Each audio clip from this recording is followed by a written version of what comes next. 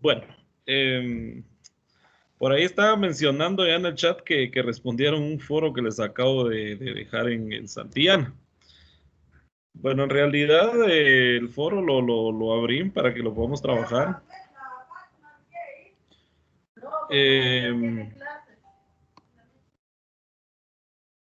Entonces les dejé el foro, dice, lee la siguiente afirmación luego. Argumenta si estás de acuerdo con ella o no.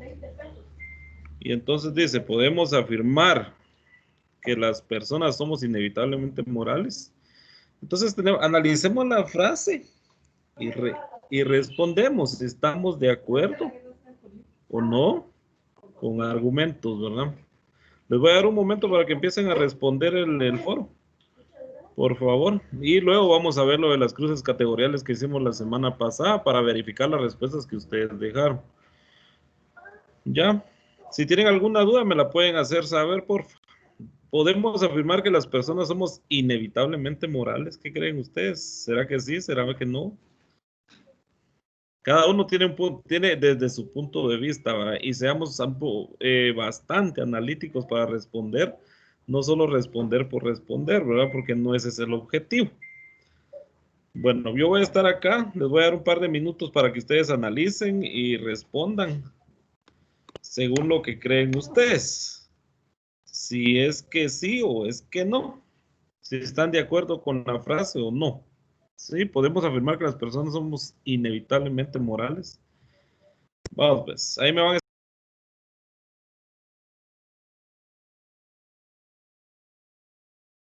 escribiendo en el chat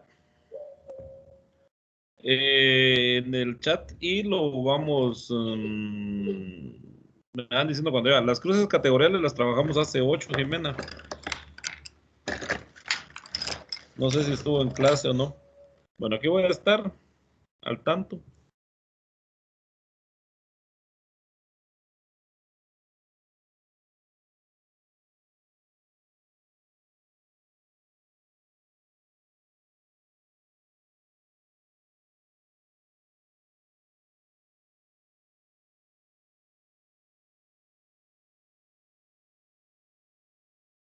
Les voy a compartir el foro para que estemos en tiempo real, aunque él no se actualiza.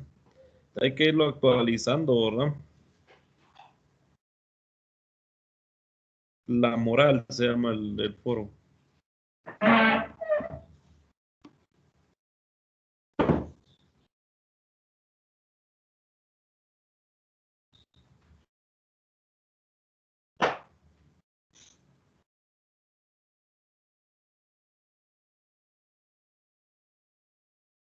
No estuvo en clase, ¿no, Jimena?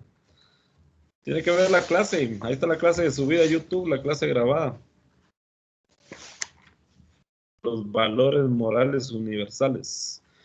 Ya estoy leyendo algunas respuestas, pero sí estoy viendo que están respondiendo solo por responder. Vean bien la pregunta, hombre. ¿Podemos afirmar que las personas somos inevitablemente morales? ¿Será que podemos afirmar que somos inevitablemente morales a ley? ¿Tenemos que actuar con la moral, acorde a la moral? ¿O podemos cambiarla a ella? O sea, podemos actuar de forma inmoral muchas veces. Demos nuestros puntos de vista desde un punto de vista crítico, valga la redundancia, ¿verdad? No solo respondamos por responder, porque no ese es el objetivo. ¿Ya? Si no, no va a tener esencia el foro. Si solo respondemos por llenar líneas, no tiene esencia el foro.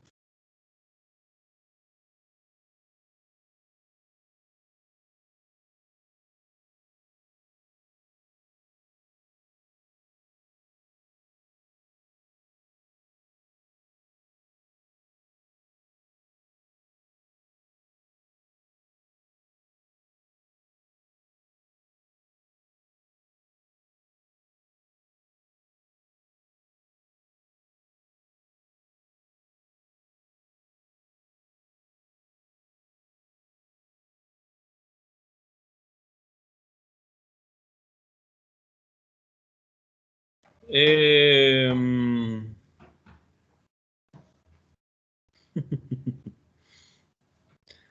Alejandra Blanca tiene que ir a Santillana, estamos respondiendo un foro. Tiene como título La moral, ahí lo tengo en pantalla. Y hay que responder la pregunta. Dice la instrucción, lee la siguiente afirmación. Luego, argumenta si estás de acuerdo con ella o no. Si no están de acuerdo, ¿por qué? Y si están de acuerdo, ¿por qué? Podemos afirmar que las personas somos inevitablemente morales. Catherine Adriana ya nos dio una respuesta, también Brandon. Profe, ¿Qué mandan? mira, ahí le voy a enviar lo que me tiró cuando respondí el foro. Vaya. Bueno, vamos a dar unos 5 minutos para que quemen coco ahí, respondiendo el foro.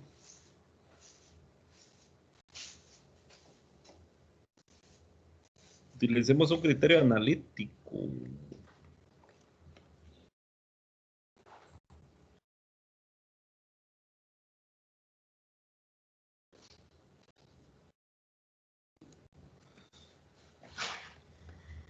Tenemos que actuar conforme a la moral, entonces, según su punto de vista.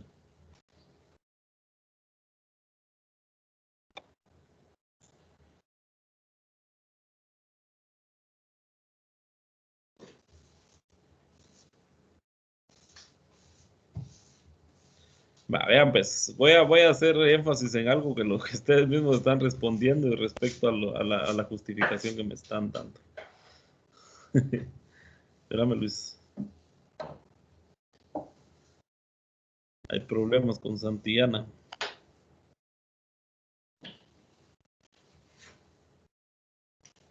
Mire, pues con esto se aplica el término de causa y efecto.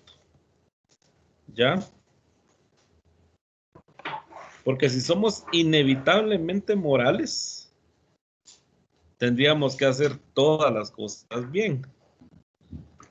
Entonces, ahora voy a hacer un clic en el caso de los estudiantes. No es precisamente por ustedes, pero vamos a... Sale a luz. ¿Qué manda? Ya veo que no puedo responder el error que me tira. Dale un poquito de tiempo, ya te va a dejar que lo respondas. Okay. Ya la mía sí me sale, profe. ¿Qué manda? ¿A usted también le sale error para responder? Sí, me sale examinar. Va, mira, pues, les estaba dando el ejemplo. Voy a concluir porque no se me va a olvidar lo que les iba a decir. Entonces, si yo soy consecuente de mis actos, por ejemplo, en el caso de las tareas y de las clases, si yo entrego todas mis actividades y voy al día con mis clases y todo esto, yo sé que no tengo por qué perder. O sea, estoy actuando acorde a la moral, ¿verdad? Y sería un caso inmoral el del maestro que, por ejemplo, si usted entregó todas sus tareas, si usted estuvo al día y el profesor lo hace perder, esa sería una parte inmoral de parte del docente. ¿Ya? Ahora bien, si yo no entregué tareas, no estuve entrando a clases y aún así quiero ganar o cuando pierdo quiero justificar con un montón de cuestiones. ¿Por qué fue que perdí? Si soy consciente, por eso les decía el principio de causa y efecto, ¿verdad? Va a haber una consecuencia. Entonces ahí no estoy actuando conforme a la moral, estoy siendo un poco inmoral en ese sentido, ¿verdad? Y yo he visto el caso de muchos alumnos que suele suceder eso, exactamente. Que no, por razones muy propias, muy personales, ahorita a Catherine le doy la palabra, no entregaron tareas, no estuvieron en clase y aún así todavía se atreven a preguntar por qué perdieron. Entonces ahí es donde está la cuestión de lo moral, ¿verdad? Y va en concordancia con lo que dice la pregunta. Podemos afirmar que las personas somos inevitablemente morales. Ya, ahí voy con esa, y por eso les decía que cuando ustedes den su respuesta, yo veo que comienzan a teclear y ya estuvo y ya está la respuesta, pero al final no hay una esencia, ¿verdad? No hay análisis, solo se responde por querer responder. ¿Qué me iba a decir Catherine Daniela? Perdón que no le había dado la palabra, había subido su manita. No me voy a decir nada. ¿Estaban haciendo alguna actividad, profe? Estamos respondiendo un foro en Santillana. Puede entrar a Santillana y responder el foro, por. Para ahorita. Ahorita, exacto. Gracias. Vaya.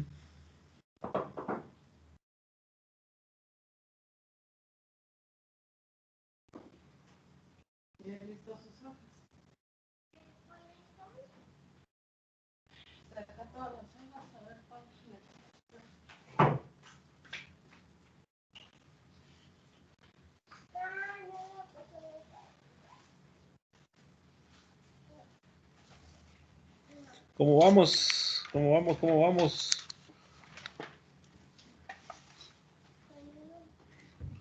¿Cómo vamos?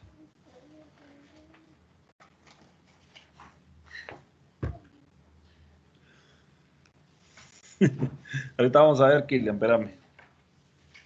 Espérame, Kilian.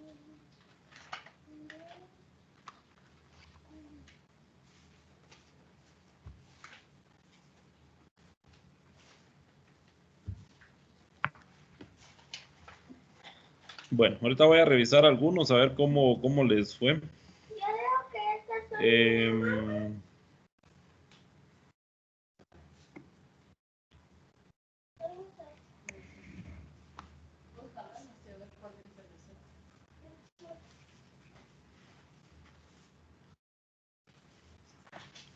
Miren, pues, podríamos decir que somos seres, bueno, según las leyes que nos gobiernan.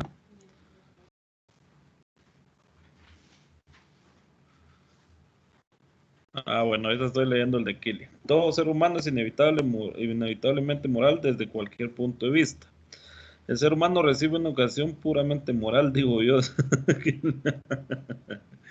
Lo que pasa es que todo va a depender, ¿verdad?, de la educación que uno reciba, porque recuérdense que hay personas que las educan con una doctrina, con una creencia, con unos principios morales. Y sí, pues, hay personas que han crecido bajo esa misma circunstancia y en algún momento de su vida, de su historia, rompen con todo eso y cambian su forma de ser, ¿verdad? Sin embargo, nosotros nos regimos. Ahorita vamos a ver. Bien, el suyo me parece, Isabel. Nos regimos muchas veces a las leyes terrenales y las leyes divinas, ¿verdad? Entonces, son dos cuestiones que nos hacen también muchas veces actuar de forma moral, ¿no? Ahora tenemos que ir acorde ahí. Ahorita estoy revisando ahí algunos. Por ahí me había dicho también.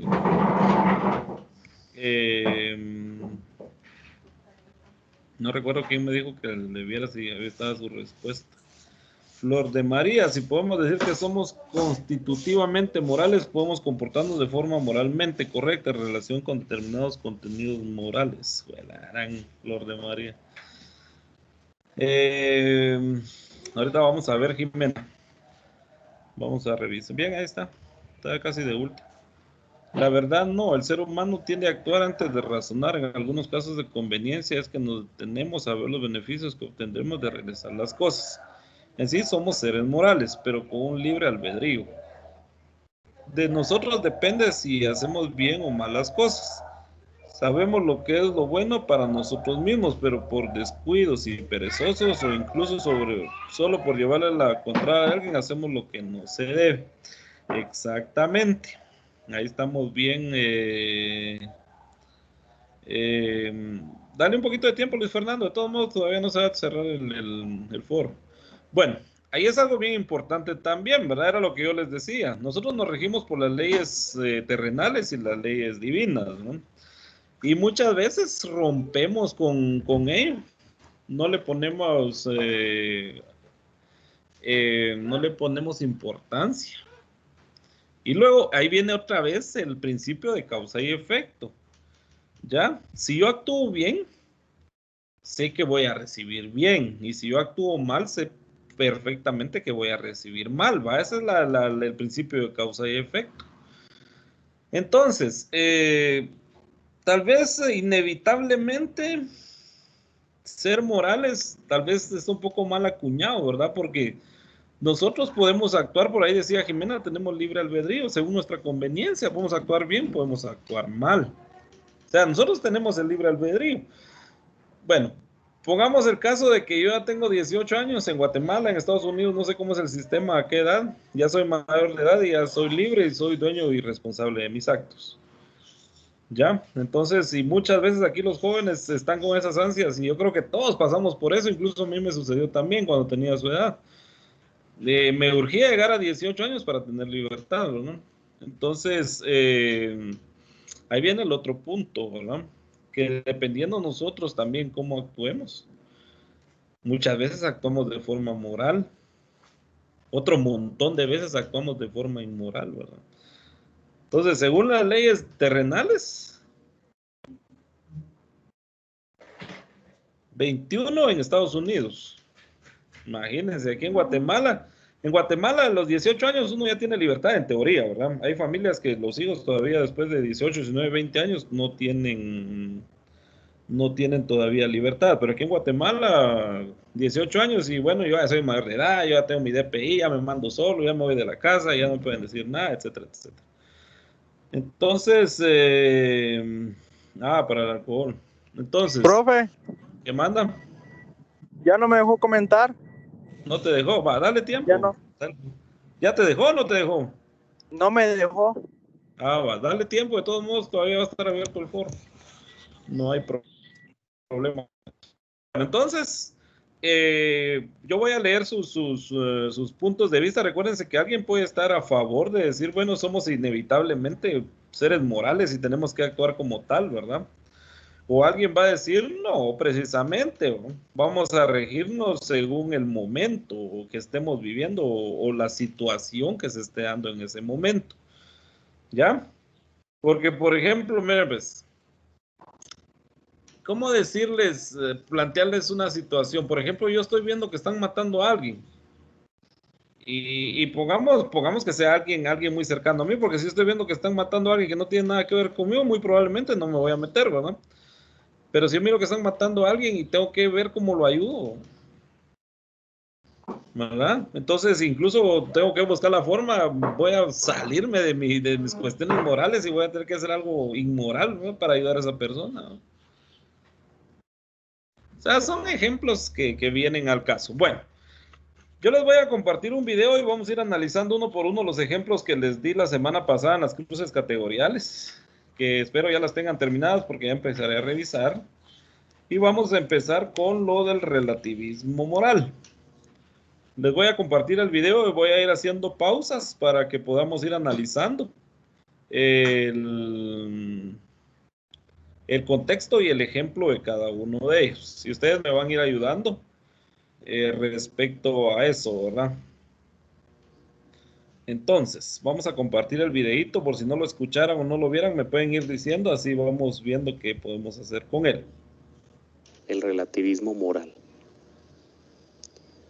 Bueno, el relativismo moral afirma que no hay valores universales, es decir, que la percepción de lo bueno y de lo malo no es igual en todo el mundo, sino que de acuerdo a las costumbres y tradiciones que tenga un pueblo, asimismo será la valoración que ese pueblo haga de lo bueno y de lo malo.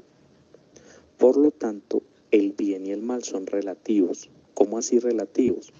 Es decir, lo bueno para una cultura puede ser malo para otra.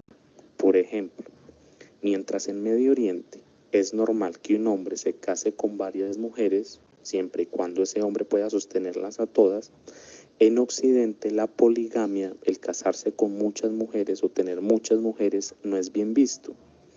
El relativismo entonces puede conllevar al escepticismo, al subjetivismo y al emotivismo.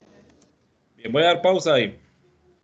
Después vamos a ver lo del escepticismo. Entonces tenemos ahí el tema del relativismo moral. Y en la teoría, con lo que hicimos nuestras cosas categoriales, decía que el relativismo moral consiste en afirmar que los principios de lo justo y de lo bueno solo podemos encontrarlos en el interior de cada grupo determinado y solo valen para él, para ese grupo, ¿verdad? pero no para todos los seres humanos. Como cada grupo tiene sus costumbres y tradiciones, las opciones morales que toman son incomparables con las de otros, de modo que lo bueno y lo malo son siempre relativos a algún grupo. Dependen de sus formas de vida y resulta imposible a los distintos grupos ponerse de acuerdo, alcanzar unos principios con validez universal. O sea que lo que practica un grupo, X grupo, muchas veces no es bien visto por el grupo Y, ¿verdad? Y entonces teníamos unos ejemplos en la página 141 que ustedes ya establecieron en su cruz categorial. Y teníamos dos ejemplos que se acercaban a ello, ¿verdad? El primero era: solo puedo explicar el porqué de mi conducta a mi gente. Solo ellos me pueden entender, aquellos que están rodeados de las mismas cosas que yo, las mismas costumbres, los mismos programas de televisión, etc. Ese era un ejemplo, ¿verdad? Y el otro: yo no acepto practicar el canibalismo, pero creo que hay que respetar que lo practiquen las tribus en las que esta costumbre forma parte de su cultura. ¿Cuál fue el ejemplo que seleccionaron ustedes para el relativismo moral? Lo bueno y lo malo es relativo. Así dice la teoría esta, ¿verdad? Para ellos lo bueno y lo malo es relativo, ¿verdad? Para cada grupo. No tienen, pero para otros grupos, lo que un grupo hace no es bueno para el otro grupo. Por ejemplo, ahí veíamos en el video, ¿verdad? Lo de la poligamia, ¿verdad? Incluso podríamos hablar en este tema de la esclavitud, que por ahí estaba también el tema. Para algunos grupos era bien visto la esclavitud y para otros no, ¿verdad? Porque iba contra las cuestiones morales, contra la vida, contra los derechos de las personas, ¿no? Los demás no sé si pusieron algo o se quedaron en el limbo que ni han hecho las cruces. ¿Qué pasó con los demás? Me desaparecieron. Kaylee dice por ahí que puso lo del canibalismo. Es costumbre de ellos, ¿verdad? Los demás no escribieron nada. No hay respuestas. Igual. Llevamos dos. ¿Quién más? ¿Quién da más? Yo ya escribí, dice Darien. ¿Cuál escribieron? ¿El canibalismo o el primer ejemplo? Yo no acepto practicar el canibalismo. O sea, es mi punto de vista, ¿verdad? Pero creo que hay que respetar que lo practiquen las tribus en las que esta costumbre forma parte de su cultura. Si está dentro de ellos comerse a las demás personas, es parte de su cultura, ¿no? Entonces lo vamos a dejar en el relativismo. Para ellos lo bueno y lo malo es relativo. Relativismo moral, ¿verdad? Como cuestión de supervivencia, ¿verdad? No, porque recuerden que forma parte de su cultura, ¿verdad? Miren lo que pasó en Wuhan, que la teoría dice que por comer murciélagos se desarrolló el coronavirus. No sé, ahorita todos van a estar en contra de comer murciélagos. Bueno, vamos con la número 2. Ahí estamos, pues. Exacto.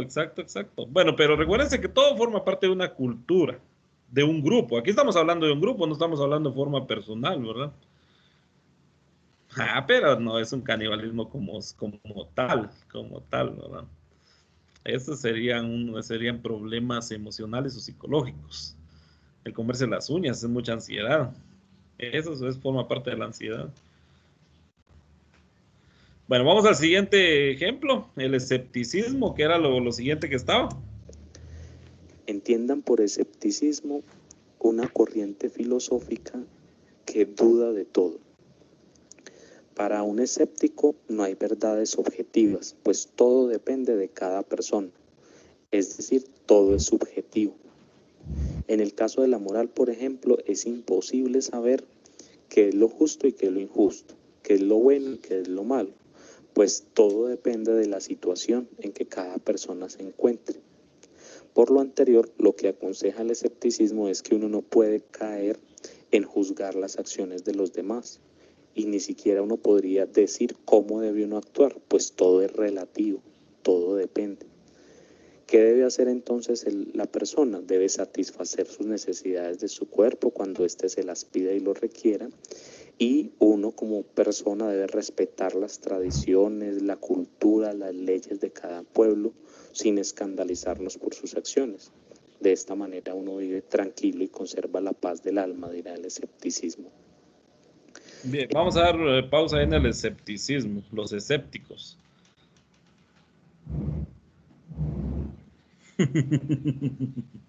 No. Miren, pues yo padecí de ansiedad y yo tengo unos amigos que tienen el mismo problema. Y cuando uno tiene ansiedad, siempre o tiene que estar comiendo o tiene que hacer algo, o sea, uno no se puede mantener quieto, ¿verdad? Y por ejemplo, esto de comerse las uñas es ansiedad. Yo he visto el caso de, yo no estoy diciendo que están locos, ¿verdad? Pero a mí me ayudó bastante la ayuda profesional. Estuve yendo a terapias psicológicas, ¿verdad? Porque sí me estaba afectando así gravemente esa situación, ¿verdad? Entonces, no, yo no estoy diciendo que están locas. Pero, o sea, miren, pues en general sí es un problema psicológico porque es un trastorno del mental. O sea, no es que estemos locos, ¿verdad? Ni nada, pero sí el estrés, la depresión, la ansiedad son problemas emocionales, son problemas psicológicos, ¿no? Eh, es que el problema de estas enfermedades que son subjetivas, ¿no? Entonces, muchas veces nosotros sentimos todo, pero no tenemos nada. Y el problema es que no lo podemos vencer si nosotros no queremos, perdón. La medicina muchas veces lo que va a hacer es mantenerlo relajado a uno, pero en uno está el poder vencer todo eso. A mí me sucedió, porque a mí me recomendaron mucho hacer ejercicio, que saliera, que no estuviera encerrado, que me estuviera distrayendo y todo esto, ¿verdad? Sí, yo comprendo esa parte, pero como le digo, está en uno. La verdad es la solución a este problema emocional o psicológico está en uno. No está en la medicina ni en los doctores, porque a mí me hicieron 1.000.000 de exámenes y en nada me salía como digo, todo era subjetivo, ¿verdad? Como el escepticismo. Bueno, ¿qué dice el escepticismo? Para un escéptico, ¿qué decía ahí el video? Por ahí les voy a poner el videito. Para el escéptico le es imposible distinguir entre lo justo o lo injusto, entre lo bueno y lo malo. ¿Ya? Él no distingue. Y muchas veces se mantiene al margen, ¿verdad? Y entonces es por gusto estar así como que peleando qué es justo, qué es injusto, qué es bueno, qué es malo. Para el escéptico va a ser así, ¿verdad? No se puede distinguir, no nos hagamos bolas, ¿verdad? Entonces, ¿el libro qué decía? El escepticismo. Afirma el escepticismo que puesto que no podemos encontrar ningún criterio para preferir unas opciones de otras, ninguna es mejor y es imposible distinguir realmente entre lo justo y lo injusto, entre lo bueno y lo malo. Aunque nos veamos obligados a tomar decisiones, nunca encontraremos para eso una justificación racional. Ahora bien, de los ejemplos, ¿cuál seleccionamos? ¿Cuál será el ejemplo para el escepticismo? Por ahí tenemos dos opciones. Lo bueno es lo que yo siento como bueno. Eso podría ser una opción.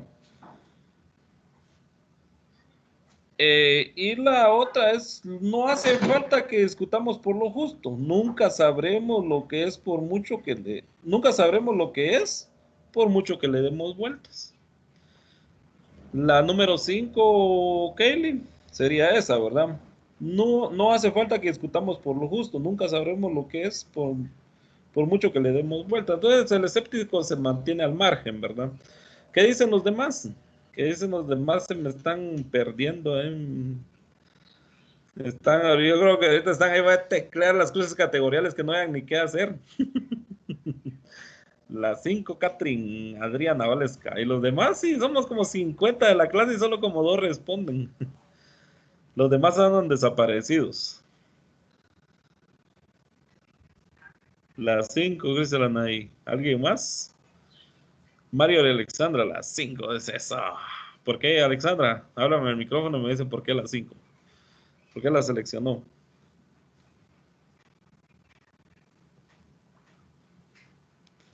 La 42, Catherine Adriana Valesca.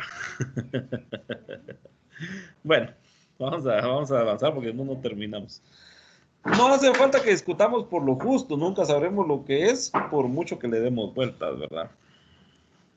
No vamos a saber qué es lo justo, no, nunca vamos a tener una definición clara, bueno, para el escéptico, ¿verdad? Nunca va a tener una definición clara qué es lo justo, qué es lo injusto, qué es lo bueno y qué es lo malo, ¿no? Ese va a ser el escéptico. Recuérdense que el escéptico no cree, ¿no? Es el que no cree en nada. Ese es un escéptico. Bueno, vamos a la número 3. De esta manera uno vive tranquilo y conserva la paz del alma. El subjetivismo, en cambio, va a decir que la moral depende del sujeto. Cada persona actúa de acuerdo a sus circunstancias particulares y sobre todo de acuerdo al fin que desea alcanzar. Esto de actuar de acuerdo a los fines puede ser problemático, pues cuando uno se vuelve obsesivo, es decir, uno hace lo que sea con tal de conseguir lo que uno quiere, alcanzar ese fin, entonces uno puede justificar acciones como buenas cuando no lo son. Por ejemplo, digamos que ustedes se obsesionan con ganar la asignatura y entonces eso los puede llevar a que hagan trampa en los exámenes y que eso les parezca bueno porque para ustedes lo más importante es ganar la asignatura como de lugar. Bien, vamos a darle pausa ahí. Entonces dicen el subjetivismo que la moral es personal, ¿verdad? Para el subjetivismo la moral es particular, depende de cada sujeto, no hay principios universales en moral. Y voy a leer un poco lo que dice el texto de acá del libro, ¿verdad? Para el subjetivismo las cuestiones morales, a diferencia de las científicas, son subjetivas, porque mientras en el terreno científico es posible ponerse de acuerdo atendiendo a los datos y a los experimentos, en el caso de los juicios morales no se puede recurrir a ellos y por tanto es imposible llegar a ponerse de acuerdo con razones. El subjetivismo asume el punto de vista del sujeto como un punto de vista particular y por lo tanto concibe una ética particular. Eso ya es personal, ¿verdad? Entonces vamos a los ejemplos. Tenemos 2 ejemplos. Solo puedo explicar por qué mi conducta, mi gente, solo ellos me pueden entender, aquellos que están rodeados de las mismas cosas que yo, las mismas costumbres, los mismos programas de televisión. Eso nada que ver, ¿verdad? Vamos con el otro. Si Ángela está desesperada y siente deseos de morir, yo no tengo por qué entrometerme en su vida, es asunto suyo. Y aunque le dé muchas razones, no voy a convencerla de lo valioso que es la vida. Y luego tenemos la número 4. Lo bueno es lo que yo siento como bueno. ¿Cuál es la opción correcta? Vamos a ver si me responden los demás que están de pantalla presente, porque yo creo que el cuerpo y de alma andan por otro lado. ¿Cuál será lo de Ángela? Y los demás no aparecen. Ya me preocupó eso. Vamos a pedir que enciendan todas las cámaras para ver si están durmiendo. La 3, ¿por qué? ¿Por qué?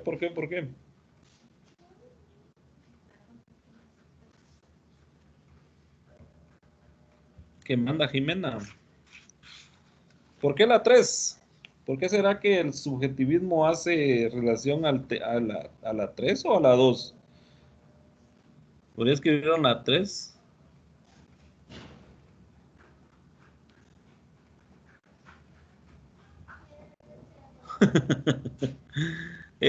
La 3, Catherine. Pues si la 3 ya la tenemos. ¿Los demás qué dicen? ¿Qué dice la mayoría? Alejandra Blanca la 2. Y los demás que no han hecho las cruces que ahorita las están haciendo. Ya andan perdidísimos. ¿Los demás qué dicen? ¿Qué dice la mayoría? ¿Qué dice el público? ¿La 2 o la 4? Profe, ¿Qué manda? mire, yo le hice el drive y le mandé el enlace por mensaje. Ajá. Por mensaje me lo envió. Muy bien. Por ahí están llegando más respuestas. La 2 dice, ¿por qué la 2? Explíqueme por qué la 2 tiene que ver con el subjetivismo. Dice, si Ángela está desesperada y siente deseos de morir, yo no tengo por qué entrometerme en su vida, es asunto suyo, aunque le dé muchas razones, no voy a convencerla de lo valioso que es la vida. ¿Por qué la 2? ¿Qué dice el subjetivismo? Las cuestiones morales, a diferencia de las científicas, son subjetivas. Es algo subjetivo, algo que no se ve, pero se siente primero, ¿no? Es imposible llegar a ponerse de acuerdo con razones, dicen los subjetivos, ¿no? El subjetivismo asume el punto de vista del sujeto como un punto de vista particular y, por lo tanto, concibe una ética particular. Las cuestiones morales o inmorales van a ser propias de las personas. Pero no me respondieron por qué la 2, solo escriben la 2, la 2, la 2, pero no me responden por qué. ¿Dónde está el análisis de ustedes? Así sí, hasta yo escribo la 2. Me tienen que responder por qué. ¿Por qué la 2?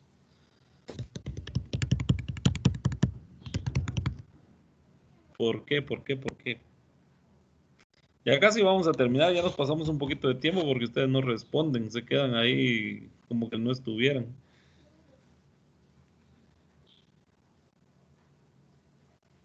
Hay una palabrita que hace concordancia, vamos a ver si le pusieron coco. Se las voy a decir, empieza con R y termina con S.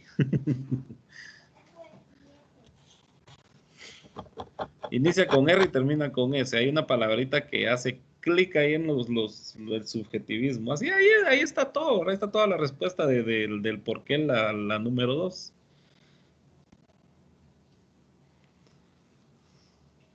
Me dormiré aquí esperando sus respuestas.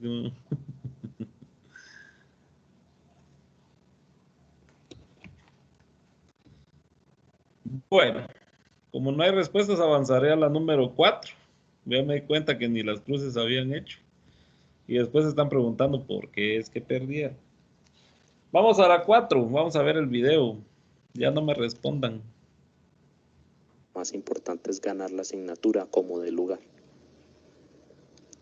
El emotivismo dice que lo bueno y lo malo es una cuestión de las emociones, de los sentimientos, no de la razón. El emotivismo va a nacer en el siglo XVIII, cuando un filósofo de la Edad Moderna de nombre David Hume escribe en su libro Tratado de la Naturaleza Humana que la maldad o la bondad es un acto que se percibe por el sentimiento que expresamos ante él y no porque la razón nos lo muestra. El problema aquí radica es que se corre el riesgo de valorar como bueno solamente, digámoslo así, como lo placentero, y viceversa, lo que no es placentero pues sería lo malo. Y debemos ser conscientes que hay acciones que no necesariamente son placenteras, pero que no por ello dejan de ser buenas. Piensen, por ejemplo, en ir al dentista. Quizás no es lo más agradable, pero es muy bueno para nuestra salud oral. En sí. Bueno, vamos a terminar ahí con el emotivismo. Y creo que no hay más análisis ahí, ¿verdad? Para el emotivista, lo bueno es lo que yo siento como bueno. Son mis emociones, ¿verdad? Para mí, mis emociones van a determinar si algo es bueno, si algo es malo. Ahí está todo. Y pues nos queda sin efecto la número 1, ¿verdad? Solo puedo explicar el porqué de mi conducta a mi gente, solo ellos me pueden entender, aquellos que están rodeados de las mismas cosas que yo, las mismas costumbres, los mismos programas de televisión. Eso nada que ver. Bueno, entonces, ahí estaríamos, jóvenes. Para los que no han hecho las cruces categoriales, que ya me di cuenta que la mayoría, les recuerdo que ya voy a empezar a calificar. Y si no están, ya no se las acepto. Bueno, entonces no quedamos con tarea para esta semana. Ahí terminamos el día de hoy. Espero estén bien y los saludo la próxima semana. Adiós. Profe. ¿Qué pasó, Luis? Todavía puedo comentar en la tarde, ¿no? Porque no me... No te escuché, Luis, que hablaban todos a la vez. Profe. Profe. ¿Quién habla? ¿Quién habla?